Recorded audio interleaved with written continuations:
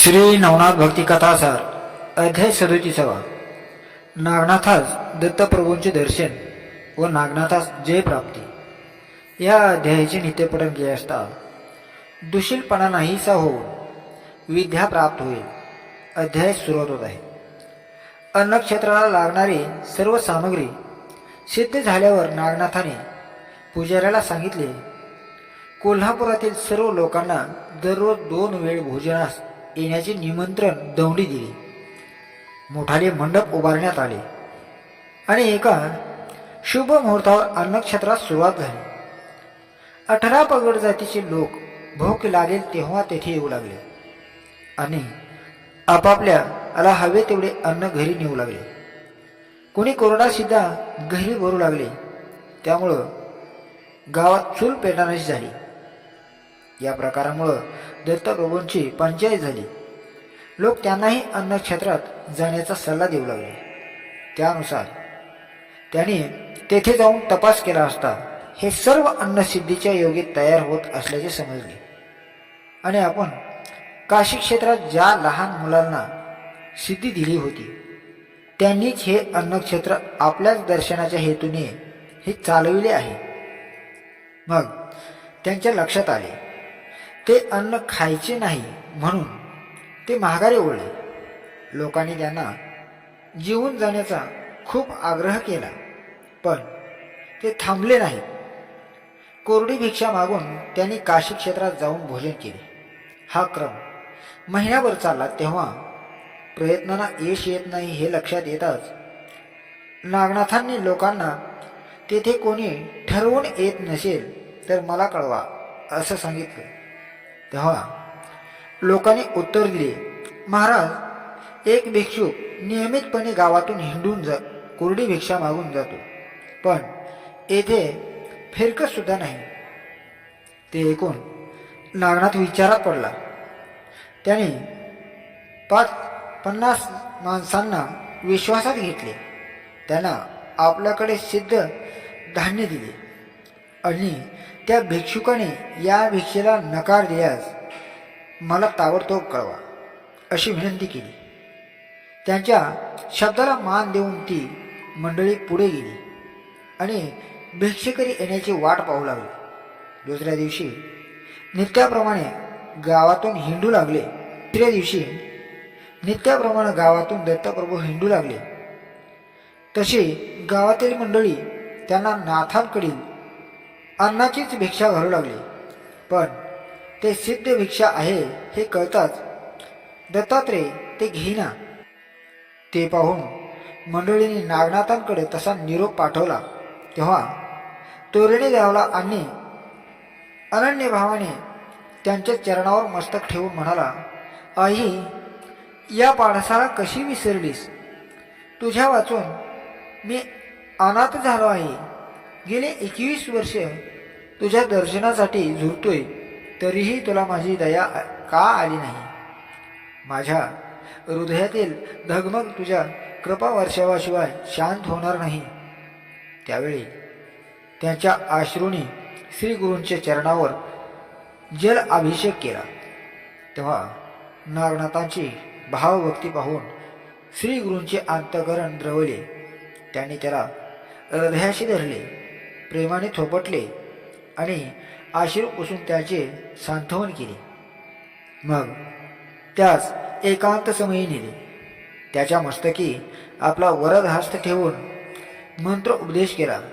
त्यामुळे तो ब्रह्मपरायण झाला. त्यानंतर त्याला समवेत घेऊन श्री गुरु प्रथम काशीनंतर बद्रिकाश्रमास गेले. तेथील शिवालयात जाऊन तेथील नागनाथांचे दर्शन घडविले. तेथील वास्तव्यात श्री गुरूंनी त्याला सर्व विद्या शिकविल्या. नागाश्वतावरील सर्व देवतांकडून वर देवविले आणि नाद दीक्षा देऊन तपश्चर्येस बसविले आणि 12 वर्षांनी देव ऋषींना पाचारण करून त्याच्या तपाचे उद्यापन केले आणि जनकल्याण हे हेतूने त्याला तीर्थयात्रेस पाठविले. दत्तप्रभू गिरनार स्थानी परतले. मग नागनाथ पुण्यक्षेत्रे करीत बाली घाटात गेला. तेथे त्याची कीर्ती वाढली, भक्तांची गर्दी वाढू लागली, म्हणून त्यांनी त्यांची वडवड गावी वस्ती केली. एके दिवशी त्याची सत्कीर्ती ऐकून मच्छिंद्रनाथ त्यांना भेटावयास गेले. पण नागनाथाच्या शिष्याने नागनाथाच्या परवानगीशिवाय तुम्हाला आत सोडता येणार नाही असं सांगून त्याला मठाच्या दारातच अडविले. ते ऐकून मच्छिंद्रनाथांना राग आला. या भोंदू जादूला शिक्षा करून वटणीवरच आणला पाहिजे असा विचार करून स्पर्शास्त्राने त्या सर्वांना जमिनीवर खिळून टाकले आणि प्रत्येकाच्या थोबाडीत दिले. त्यांच्या कालव्याने नागनाथ देहभानावर आले. ध्यानात विघ्न आल्याने त्याला राग आला. ते तुरीने मठाबाहेर आले आणि समोर एका नाथपंथी जतीचे पंथास मलिन करणारे कृत्य पाहून ते संतापले.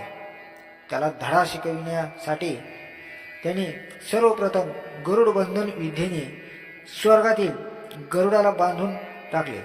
मग विभक्तास्त्राने आपल्या शिष्यांना मोकळे केले.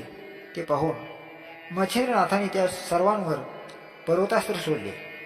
त्यावर नागनाथांनी वज्र सोडून त्यांचा नाश केला. तेव्हा इंद्राने नागनाथाला साथ केली, म्हणून मच्छिंद्रनाथांनी वाताकर्षणाचा प्रयोग करून त्याला खाली पाडले. मग नागनाथांनी वातप्रेरक अस्त्रांनी त्यास शुद्धीवर आणले. अशा प्रकारे त्या दोघांमध्ये भयंकर असे युद्ध झाले. शेवटी नागनाथांनी मच्छिंद्रनाथांवर सर्पास्त्र सोडले. त्यामुळं हजारो सर्प उत्पन्न होऊन त्यास दंश करू लागले. त्यानं गरुडास्त्राचा जप केला, पण नागनाथांनी त्याला आधीच बंधन केल्यामुळं तो मंत्र निष्प्रभ ठरला. असंख्य वेदना तडपणारा मच्छिंद्रनाथ दत्तप्रभूंची करुणा भागू लागला. तेव्हा त्यांच्या मुखी आपलं नाव ऐकून नागनाथ संभ्रमात पडला. त्यांनी मच्छिंद्रनाथाची चौकशी केली असता मच्छिंद्रनाथांनी त्याला मी दत्तात्रेयांचा पहिला शिष्य नाथपंथाचा पहिला जती आहे असं सांगितले. ते ऐकून नागनाथ कळवळला.